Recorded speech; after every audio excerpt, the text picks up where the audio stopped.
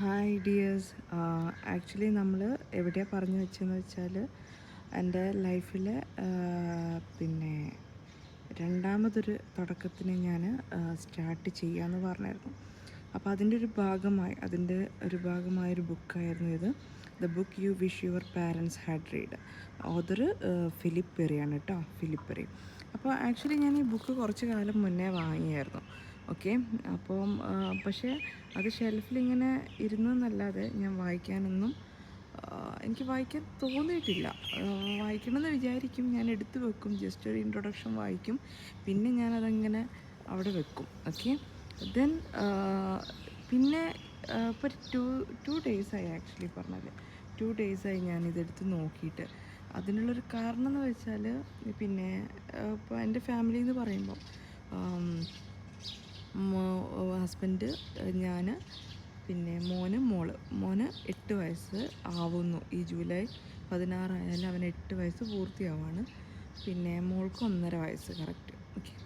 അപ്പോൾ മോന് എനിക്കിങ്ങനെ അതായത് എനിക്ക് സപ്പോർട്ടീവായിട്ടുള്ള ഹസ്ബൻഡും മക്കളൊക്കെ തന്നെയാണ്. പക്ഷേ ഒരു മൊമെൻറ്റിൽ നമ്മളൊക്കെ ഒറ്റപ്പെടുന്നൊരവസ്ഥയില്ലേ, അതായത് അവർ നമ്മളെ കൂടെ ഇല്ലാത്തതല്ല, എവിടേക്കോ നമ്മളങ്ങ് സ്റ്റക്കായി പോകുന്നു. അത് നമുക്ക് പറയാൻ, കമ്മ്യൂണിക്കേറ്റ് ചെയ്യാൻ പറ്റുന്നില്ല, അല്ലെങ്കിൽ നമ്മളെ ഉള്ളിലുള്ളൊരു കാര്യം പിന്നെ നമുക്ക് പ്രോപ്പറായി അവരോട് ഓപ്പൺ ആവാൻ പറ്റുന്നില്ല.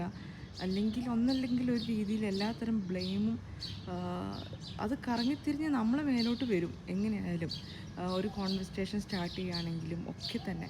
അപ്പോൾ എപ്പോഴും എനിക്ക് എൻ്റെ മോന് എന്തുണ്ടാവുമായിരുന്നു എന്ന് വെച്ചാൽ, കൂടെ ഉമ്മയ്ക്ക് ഞാനുണ്ട് കൂടെ എന്നൊക്കെ പറഞ്ഞിട്ട് ആൾ സപ്പോർട്ടാണ്. അപ്പോൾ ഈ അടുത്തായിട്ട് അവനിലും ചെറിയ ചെറിയ മാറ്റം.